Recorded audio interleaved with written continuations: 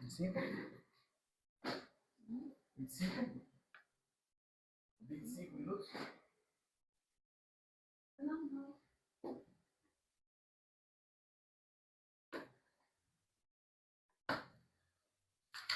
Bora lá, presidenta.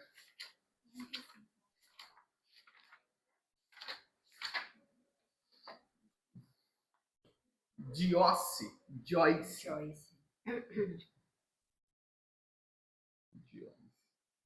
Leal. Advogada previdencialista. É isso? Neuropsicóloga. Foi Leda. Foi Leda. Não, foi Leda. Foi outra. Não foi não. Neuro. E eu aqui falando, olha, da parada do previdenciário. Neuropsicóloga. Ah. Não é falta de disciplina, TDAH.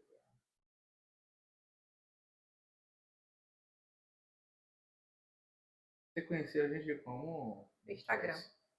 Alguém te chamou ou você que chamou? Não, uma pessoa aleatória me seguiu e aí eu entrei no perfil e aí vi lá, só não lembro quem foi essa pessoa. E aí vi lá algumas marcações com vocês e eu já queria já, né, na verdade, um local que eu pudesse dar uma entrevista maior e aí vi vocês. Bem-vinda.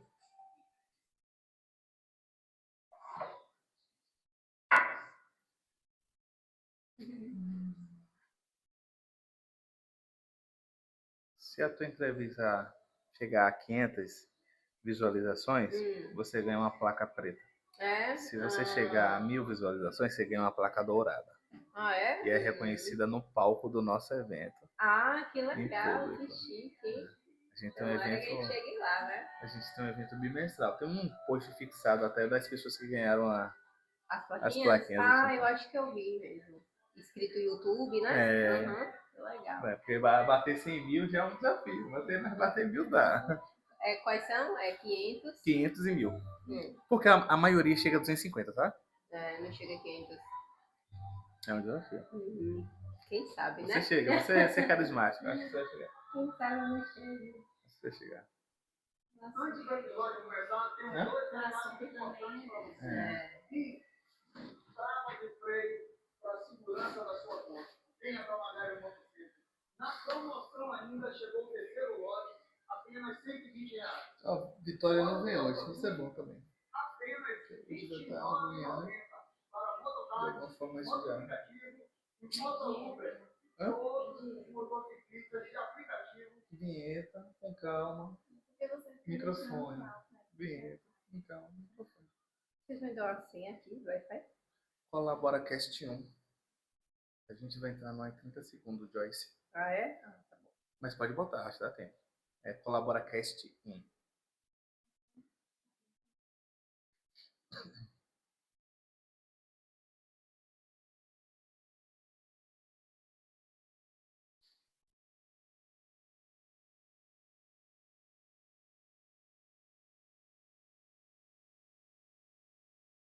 Fala, my little brother. Fala, my sweet girl. Tudo bem com você? Seja bem-vindo, seja bem-vinda a mais um episódio do nosso ColaboraCast, o maior podcast da Bahia em número de entrevistados.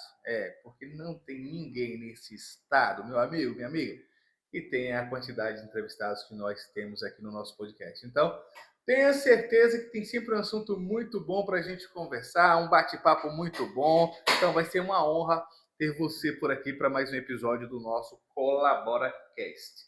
Tá aí, PC? Então vamos lá. Vamos lá do início. Bora lá. Fala, my little brother. Fala, my sweet girl. Tudo bem com você? Vamos que vamos para mais um ColaboraCast ao vivo, diretamente dos estúdios da Colabora Brasil, no Auto Shopping Lauro de Freitas, o único da região metropolitana de Salvador. Para conversar comigo hoje, Joyce, que é neuropsicóloga, vai falar olhando para mim, Joyce, aqui, vai conversar. Tem uma coisa que, tudo, como fala Joel J, tudo é aula. Tem uma parada, seja bem-vinda, tudo bem com você? Tudo ótimo. Como está a vossa senhoria? Estou excelente. Estamos viva. Joyce, você já ouviu falar na quarta parede do cinema? quarta parede, não. Pronto, eu deixei para te falar isso ao vivo aqui, porque já tudo é aula, já fica Aham. como aula aqui para a galera que você que vai ser o nosso próximo entrevistado, durante a entrevista, a quarta parede do cinema é assim, os atores, eles não podem olhar para a câmera. Tanto é que, por exemplo, não sei se você já assistiu House of Cards. Não faço a mínima ideia. Existe uma série americana que é de presidentes e tal. E aí o cara quebra a quarta parede do cinema. Que isso? Ele olha direto pra câmera. Você imagina você tá assistindo um filme Sim. e o ator olhar pra câmera, não vai gerar alguma estranheza, não? Aham, Porque geralmente tem que eles estar descontraído, têm né? que estar solto. Aqui vai Aham. ser a mesma coisa. Quando o Joyce olha pra câmera, o telespectador diz, como assim? Por que ela tá olhando pra mim? Então, é que você conversa olhando pra mim, a gente leva um bate-papo. Ó, pegou aí a dica? Quando você vir aqui, você conversa olhando pro apresentador e a câmera vai ficar ali esquecida. Capitão, Você tá bem, Joyce? Me conta aí. eu tô ótima. Esse- Melhor agora aqui no espaço de vocês. Ah, que bom, que honra ter você por aqui. Obrigada. Eu fiquei com uma dúvida fora do ar, mas eu tenho que fazer no ar também, porque as pessoas podem pensar a mesma coisa que eu. Aham. Joyce é nome artístico? Não. Você pensou em ser cantora e de repente diz, poxa, tem um nome aqui de cantor, Joyce. Acho que esse combina comigo. Acho que se combina comigo. Não é nome artístico, é meu nome mesmo, Joyce. Dhoyce. Sabe significado, origem, essas coisas? Não, é boa pergunta. Vai ficar tarefa de casa, Tarefa de exercise, casa. dever de casa. Vai chegar em casa, Joyce, significa o quê? De onde vem? De onde veio? Qual origem? Seu pai não disse nasceu? Quem botou? Pai, mãe, avô? Minha mãe. Falou que foi minha um mãe. filme que eu assisti. Não, acho que eu também nunca tive essa Não. curiosidade. Mãe, você tá assistindo aí? Ó, manda uma mensagem aqui no chat agora pra Joyce saber de onde é que veio esse nome, tá? Mas vamos lá. Não é falta de disciplina, é TDAH. Esse vai ser o nosso tema aqui de hoje. A gente deu uma leve alterada aqui no cenário do nosso estúdio.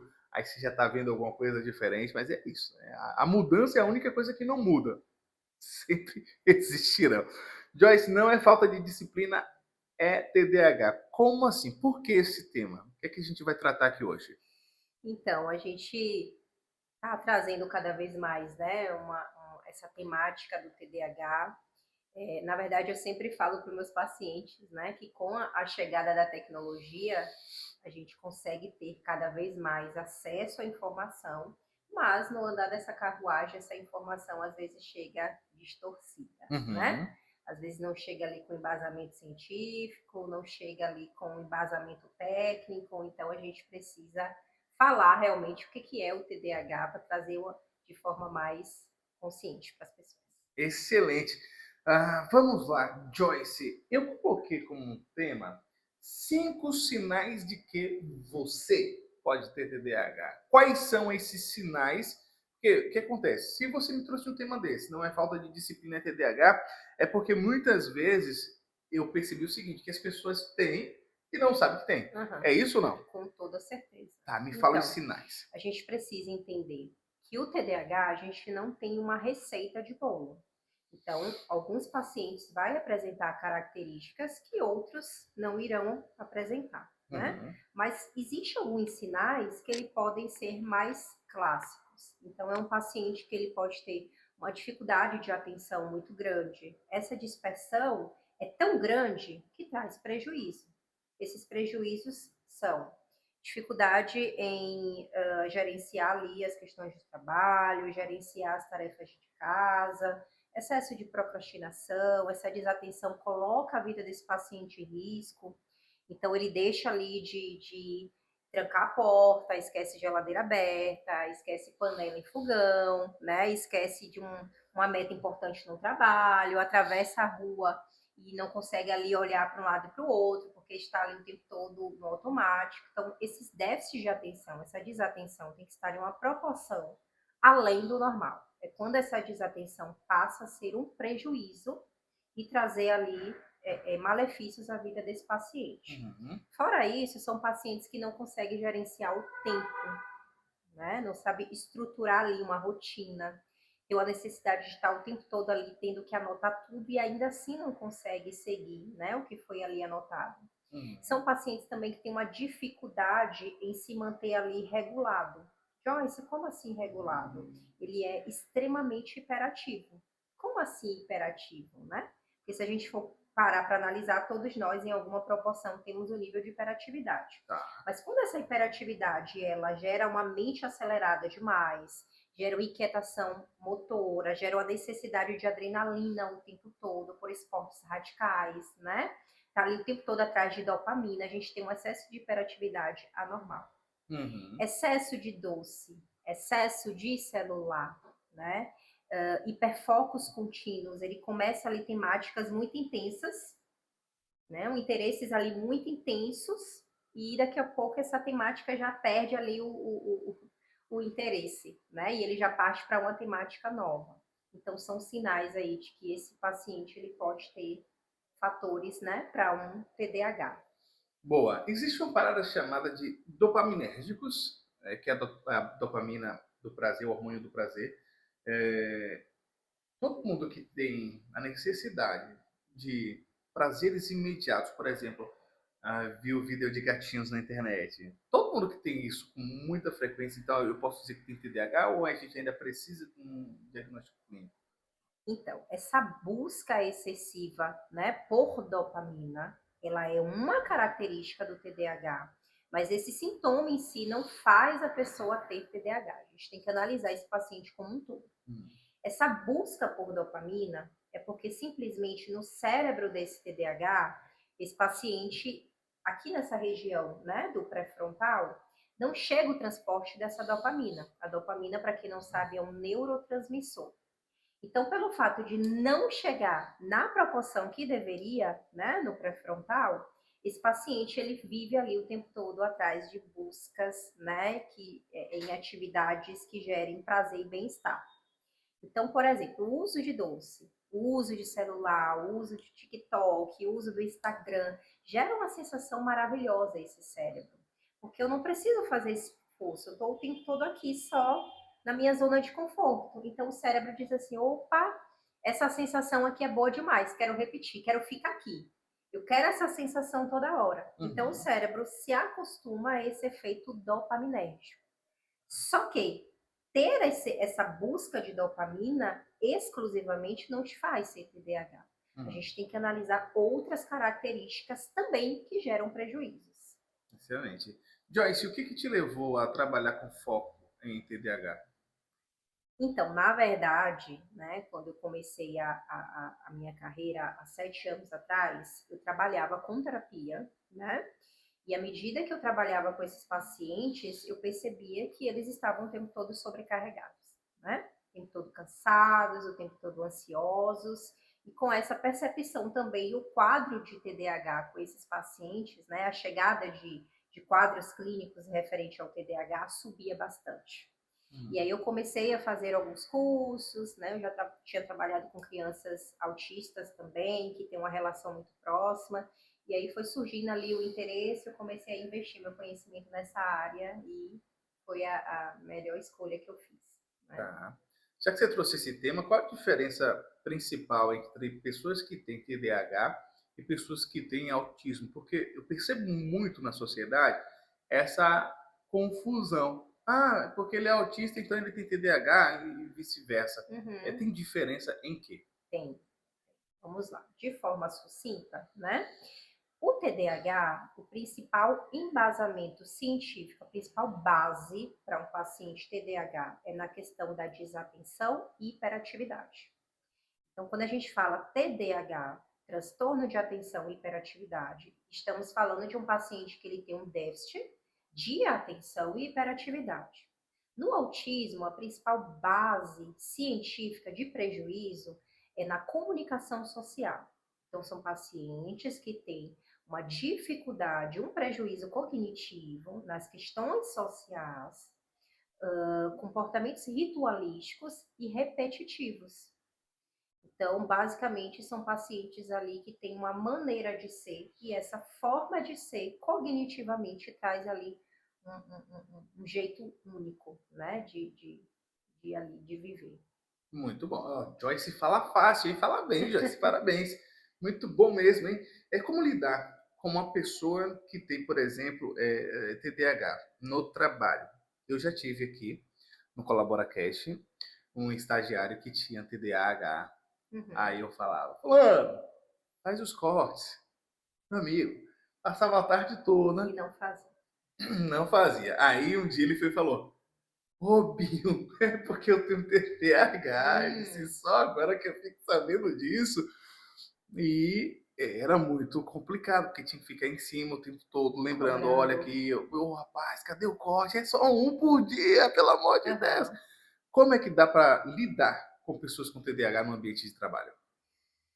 Olha, é uma tarefa, na verdade eu sempre falo que é uma tarefa difícil para quem tem, né? Porque geralmente são pacientes que se cobram muito e ainda assim com essa autocobrança não conseguem gerenciar. Gerenciar as questões trabalhistas, gerenciar ali a rotina, gerenciar as demandas pessoais. E é difícil também para quem convive, né? Porque entender ali o limiar, até que ponto pode ser uma preguiça, até que ponto é uma desorganização, até que ponto é falta ali de uma programação, de uma organização, um gerenciamento melhor e até que ponto é um quadro clínico, né? Então, eu acho que para aprender a lidar, eu acho que o primeiro passo é entender, né? Entender que é um paciente que ele pode ter limitações ali cognitivas e comportamentais. Aprender ali quais são essas limitações. Eu não posso inserir muito estímulo, muita tarefa, porque esse paciente ele vai até aqui. Passou daqui, ele já não consegue mais gerenciar isso aqui que eu preciso. Né? Então você vai fazer só uma curvinha dessa cadeira pra cá, viu? Pra gente ficar um pouquinho mais... A galera te ver de frente pro sucesso. Vamos lá. Tá lindo. O que é que eu pensei aqui? Se o cara tem dificuldade, a pessoa tem TDAH, tem dificuldade de manter o foco no trabalho, por exemplo. Como leigo a pergunta aqui, tá? Existe possibilidade de aposentadoria para esse tipo de pessoa ou não? Olha, hoje em dia a gente tem sim alguns benefícios, né, que esses pacientes eles podem receber, né, mas a gente tem toda ali uma estrutura. Joyce, como assim estrutura? A gente precisa entender o perfil desse paciente, entender até que ponto vai esse prejuízo, até que ponto vai essa comorbidade, né? Essa parte, a gente tem hoje a parte jurídica, com profissionais que são especialistas, né, em direitos inclusivos, e a gente tem sim pacientes que conseguem benefícios de acordo com esse nível de prejuízo e comorbidade para conseguir ali, pela lei, juridicamente, retornos, né, benefícios. Tem tratamento para TDAH definitivo ou a pessoa vai precisar conviver com isso pro resto da vida? Olha, é uma boa pergunta, né? Às vezes o paciente ele chega ali tão aflito, Joyce, eu tenho uma demanda clínica, eu preciso de ajuda, eu preciso trazer esse diagnóstico, me ajuda. Só que a gente precisa entender algumas lacunas. Quais são essas lacunas? Trazer esse diagnóstico não significa que a gente vai ter cura. Não existe cura no TDAH. Não existe, não tem remédios milagrosos, não tem caminhos mais fáceis, não tem uma solução. Existe paliativos, na verdade. O paciente que ele descobre o diagnóstico, ele pode começar uma intervenção medicamentosa, mas essa intervenção medicamentosa não vai parar por ali o TDAH. Ele precisa de estratégias para lidar com esses prejuízos, ele precisa de hábitos saudáveis, ele precisa de uma rotina estruturada, ele precisa da sua própria conscientização. Mas a cura não tem. Ele vai ser assim para o resto da vida, né? É um cérebro que não produz a dopamina na proporção que deveria. Então, a gente não tem um remédio que seja capaz de produzir a dopamina do jeito que se espera. A gente tem ali um remédio que ele pode potencializar aquela região, psicoestimular, mas ele vai viver ali sempre dentro daquelas limitações. Sensacional. E aí, tá curtindo esse bate-papo, hein? Já se inscreve no canal, compartilha para geral, fique à vontade. Sabe para quê? Para mandar uma pergunta também, ativa o sino de notificação e fica com a gente no ColaboraCast. Esse episódio tem um oferecimento de Asoveba. Acesse seminovogarantido.com.br. É o site da Asoveba, são mais de 120 lojas associadas e ainda mais de 1000 carros à sua disposição. Em breve, Feirão da Açoveba no estacionamento do Açaí da Paralela para você comprar o seu carro. Fique atento ao Instagram, @Açoveba, para que você tenha essas informações. Quem percebe geralmente que a pessoa tem TDAH é ela mesma ou um terceiro? Na maioria das vezes, 80% dos casos, os pacientes têm TDAH, sempre apresentou sinais, mas não conhece o quadro. E aí, quando chega ali na fase adulta, com muitas comorbidades, muito prejuízos, dificuldades trabalhistas, dificuldades de gerenciar ali um relacionamento, né, de estruturar uma rotina, que chega em uma proporção absurda, esse paciente começa a procurar ajuda. Uhum. Mas aí, pelo fato de não conhecer, acaba indo num profissional que não entende ou não sabe daquele quadro clínico e pula em galho em galho, ou vai para um profissional que passa ali qualquer medicação, e essa medicação não se adequa, e aí até chegar a esse quadro clínico, demora, né? Demora um pouco. Boa. Pessoal, seguinte, agora vamos ao Trend Topics. O que as pessoas mais te perguntam sobre este tema nas suas redes sociais? Nas minhas redes sociais perguntam bastante se tem cura, né? Se é mais em homens, se é mais em mulheres, se é considerado uma deficiência, né, intelectual, se são consideradas pessoas especiais, né? Em consultório também chega, mas assim, aqui é recorde mesmo, que é semanalmente no consultório Joyce, é ansiedade ou é TDAH? Às vezes eu acho que o nível de ansiedade está muito maior do que o TDAH. Posso falar? Deve. Então, o TDAH é um transtorno comórbido. Ok. O que isso quer dizer? Na maioria das vezes, esse transtorno é sempre acompanhado de outro transtorno também. Eu sempre brinco com meus pacientes que eu quero muito achar esse paciente que tem TDAH e que não tem outra comorbidade. Quero muito, assim, encontrar, dar um abraço e dizer assim, ó, você é raro. 90% dos casos de TDAH tem outra condição clínica também, como a ansiedade, né? Por quê? Se a gente for parar para analisar, o paciente TDAH está o tempo todo ali sobrecarregado. Ele não consegue dar conta da vida, né, do trabalho, dos filhos, das metas, do objetivo. Então, ele se cobra tanto que essa autocobrança vira uma ansiedade. Junta ali os gatilhos, né, ambientais, e aí o pico de ansiedade vai lá para cima. Então, quando esse paciente ele chega no consultório, além do TDAH, ele está com um transtorno de ansiedade também, que é o TAG. Então, além da gente voltar a atenção para o TDAH, a gente também tem que voltar a atenção para a ansiedade.